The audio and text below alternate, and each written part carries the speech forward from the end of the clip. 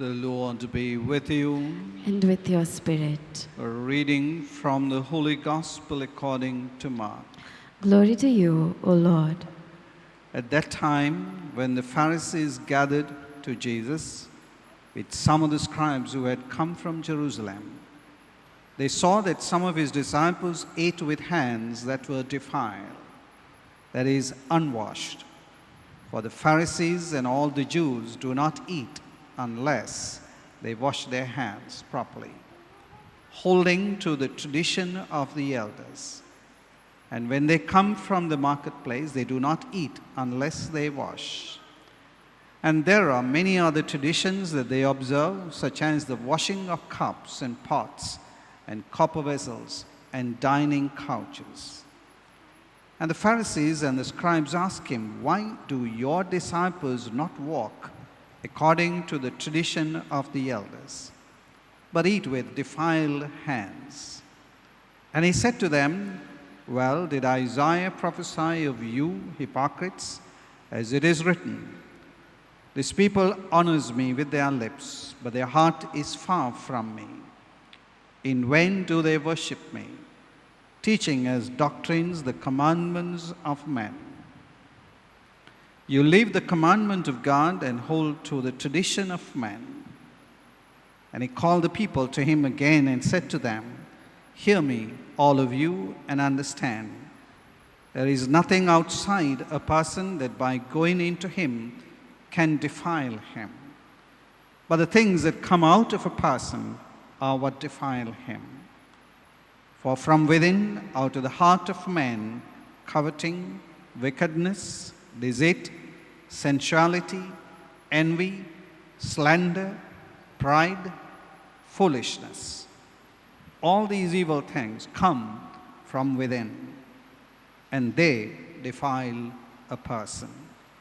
The Gospel of the Lord. Praise to you, Lord Jesus Christ.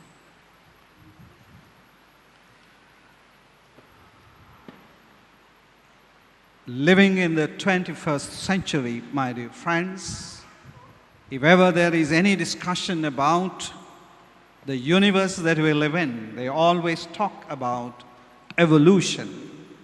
That is why there is the talk of the Big Bang Theory, and the world, the universe, the cosmos is always evolving. That's the story of the world that we live in.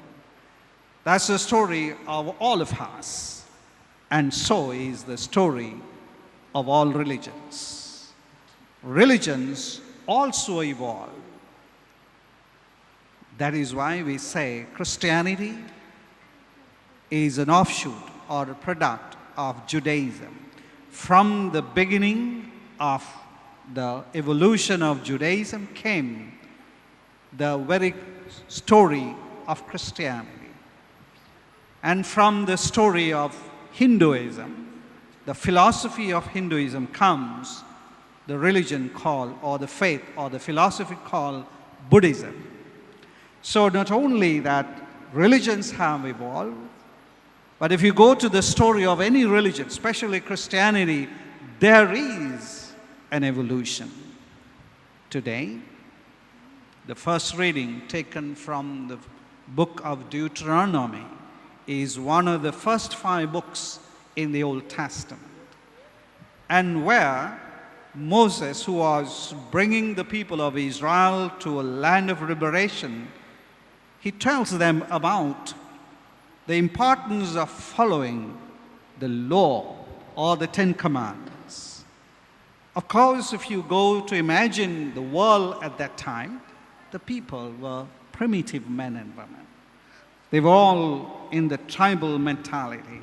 So in order to form a nation, a group, a people of God, there was a need for laws to be followed. Why? Human beings do not naturally work together without laws and traditions. And that is why in any human activity, we need laws. For example, if you all enjoy the game of cricket or rugby, why is it enjoyable? Because it's a game. Human beings fight with each other or compete with each other according to some laws. So as long as the laws are followed, the joy of the game comes to us. And if you do not follow laws, then we make a mess of it. For example, Sri Lankans, if we look back, we have done so much damage to our country, our nation, our future generations, our future. Why? There is very little respect for law and order. So the end result is a nation that is bankrupt and without hope. So that is why Moses at that time, as he was leading the people to be a community of men and women, a nation that reflects God's presence, he told them, follow these laws. Not only that, take them to your hearts. Because having the law is not enough as long as people do not have them in their hearts and souls. That is why in order to lead people, the church or any religious institution will always have laws. Why? We need to have the ideal of life. That is why we say marriage is sacred, for example.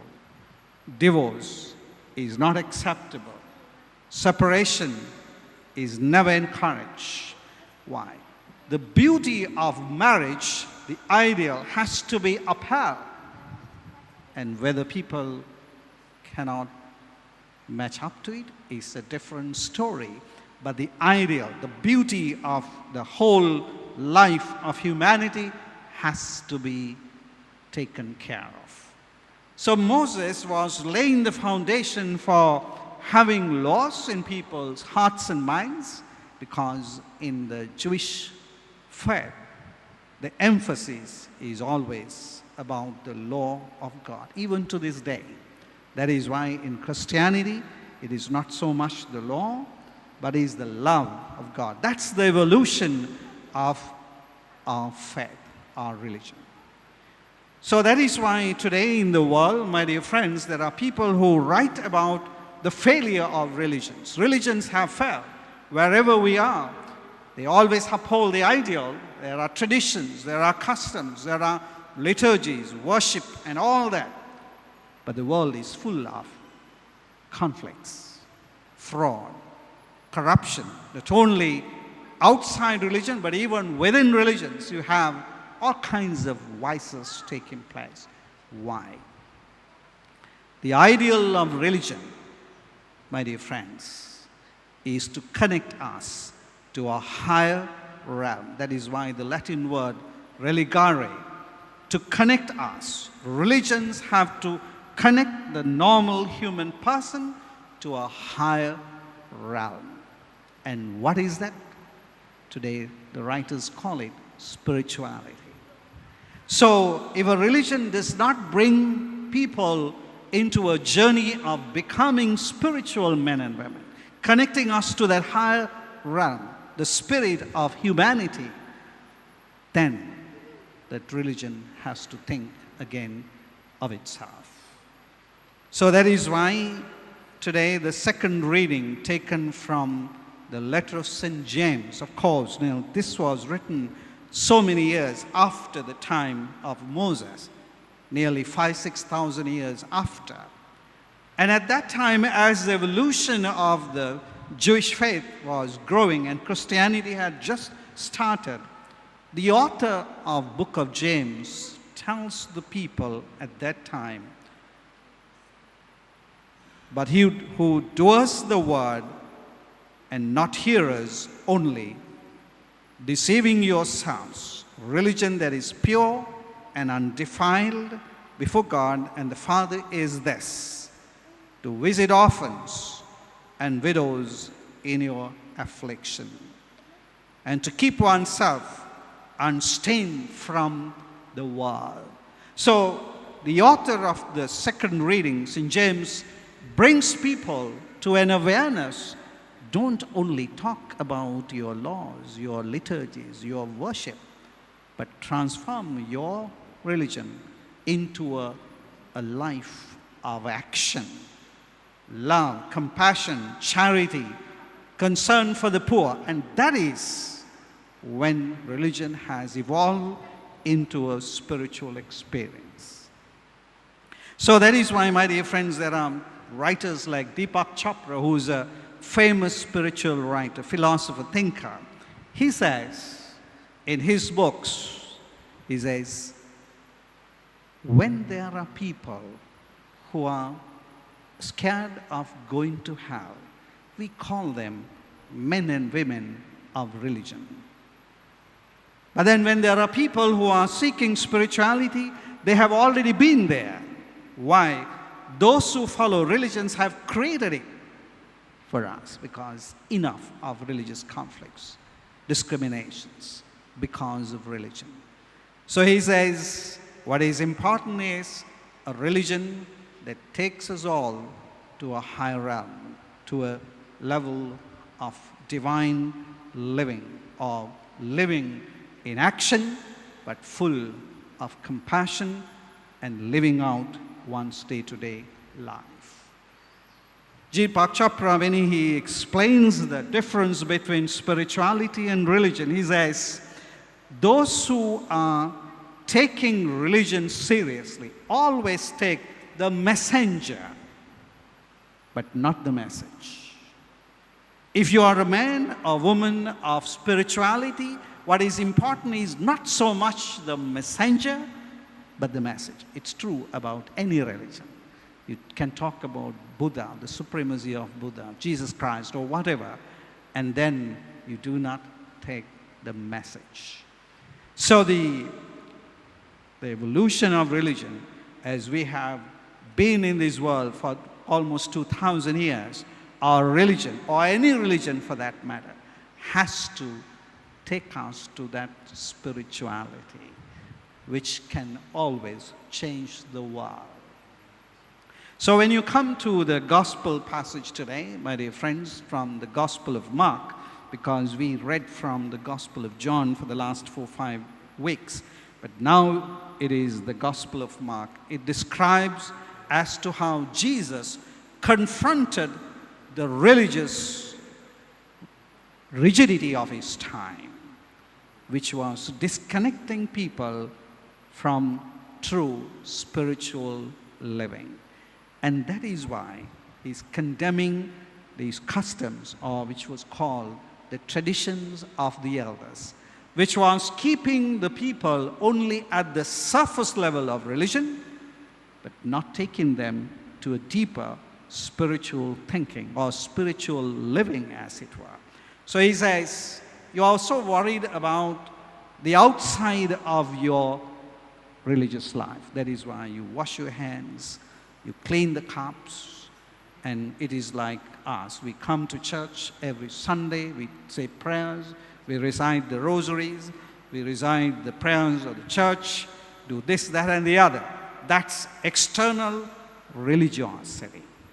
But Jesus says, before you do that, take care of your inner reality. And that is why, my dear friends, Jesus is touching the very core of the problem. Why? Because what is important in all of us human beings, my dear friends, not so much the persona, as it were, but the reality within. That is why if you ever study psychology, they say all of us are men and women who bring out the opposites of our inner nature. I remember, my dear friends, when I was a young priest, there was a senior priest who used to instruct us about how to be managing a parish. He said, when you go to a parish, boys, remember, there are all kinds of men and women who are so involved in the church. They will be bending down and calling, hello, Father, wonderful priest you are. You do great, Father, and you are the best parish priest or whatever. And he said, be careful of them. They are the dangerous ones, because what you say is not necessarily what you are inside.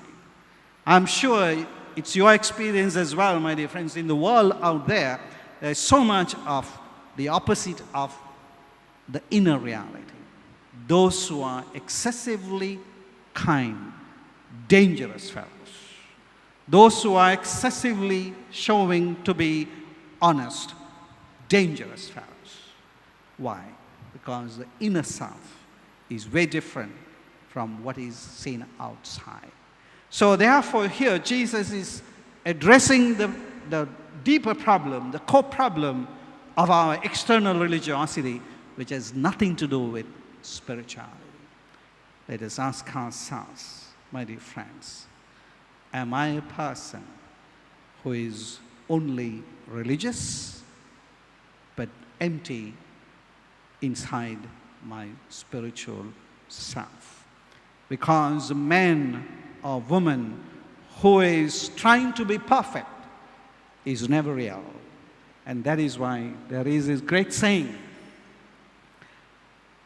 perfect people are never real, and real people are never perfect. That's the truth of life. Spirituality, my dear friends, is to be real. There cannot be any contradictions.